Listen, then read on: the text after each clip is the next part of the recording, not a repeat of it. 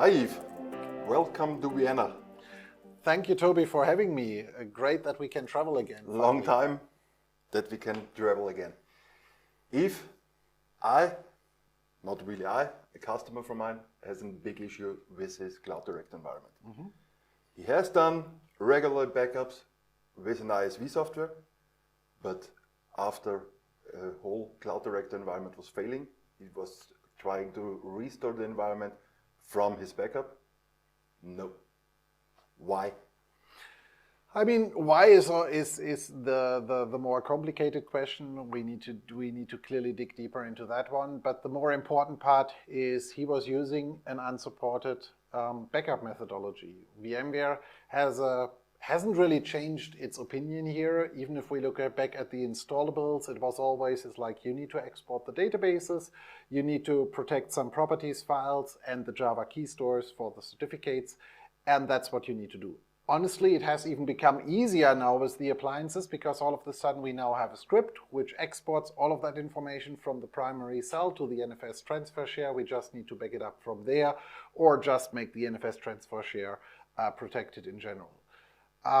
The ISV-based backup, whether it's Veeam, Cohesity, Zerto, whatever we have there, is still an applicable way, and we still suggest that for service providers. But keep in mind that's more or less the fast and easy path. If you have a scenario like what you described for your service provider, if it doesn't work, VMware support will more or less tell you it's like you're out of luck.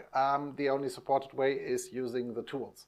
So it should always be a combination because there is an advantage. Most of these ISV approaches are quick and easy. If something goes wrong in VCD, I can do instant recovery or however this is called by the different vendors and just bring the VMs up again, see if everything is working. If it's working, it's fine. If it's not working, then I can still go back to the supported backup approach and just actually use the recovery files from there. But that's typically a more lengthy process because we need to first instantiate a new VCD cell, import the backup into that new VCD cell, combine that back with the other ones. So I can totally understand why the ISV approach seems to be more attractive, but we need to keep in mind it's just not supported. It is just not supported. So we need to keep in mind there is a script, just use the script. Okay. So since since my service provider had this outage, he's now thinking about multi-site. We know it is not always easy, so we need to talk a little bit more about multi-cell. What are the key values we need to have in mind? What are the key functions we should take a look at? So what we need to do to have a vCloud Director or a Cloud Director multi-site environment?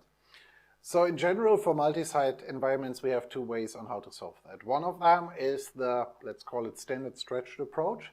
What you need to keep in mind in the stretched approach is we always suggest to keep all management components in one site. That way, in case of a disaster, you at least exactly know where they are. You can still apply HA so that there is automatic failover and all of that. But you need to keep in mind if all of this fails over, we have the databases within VCD. So there might be a cell failover happening at the same point in time. So there are multiple things which are going to happen. And that's why it's important to know exactly which side wins and also to remove any chances for a split brain scenario, because that's what we try to avoid. You don't want to end up in having two sites being run completely independently and then your customers all of a sudden call out and say, it's like, why is my VM behaving different now and tomorrow? The other approach, because stretched environments are not always an option, being it because of latency, being it because I just don't have the lines for it. However, N6 and other things have made that easier, but still we have latency requirements. If that's not an option, we can still use vSphere replication with SRM or any kind of other replication methodology, replicate all the critical informations like, in the end, it's Cloud Director, vCenter, and we need to come up with a plan for the N6 environment as well. Replicate that over to the secondary site so that in case of a disaster, we can do a manual failover to the secondary site, bring it back up on the other side and get it up and running over there. And hopefully have also the backup there. That could help, yeah. But however, the backups is always the good old 3-to-1 rule anyway. I need to have 3 copies, 2 different locations, and one of them should be on a different type of media. Okay. Sounds really interesting, sounds really cool. How can we support? So when we look at service providers from a comdivision perspective, we typically always follow the same approach. What we do is we do an assessment workshop with them. Whenever people hear assessment workshop, they immediately think it's like this is one or multi-day engagements. Very often we get away for the initial assessment with sometimes half an hour or two. Then we have an idea on what's missing, what's the requirements for the service provider. Based on that, we can create a statement of work, which then also gives them the options from having it completely end-to-end done by us versus a scenario where we just give them guidance and they implement all of that themselves. And then they can decide whichever way they want to go. But it's always more or less the same approach, assess what's the situation, come up with a plan of engagement, and then actually bring this to a successful end. Sounds really cool. If you would like to have more information, if you would like to contact us, let's have a look at our homepage. You can follow us on Twitter, and we are also on TikTok, Instagram, and all of the social media stuff. Have a nice day.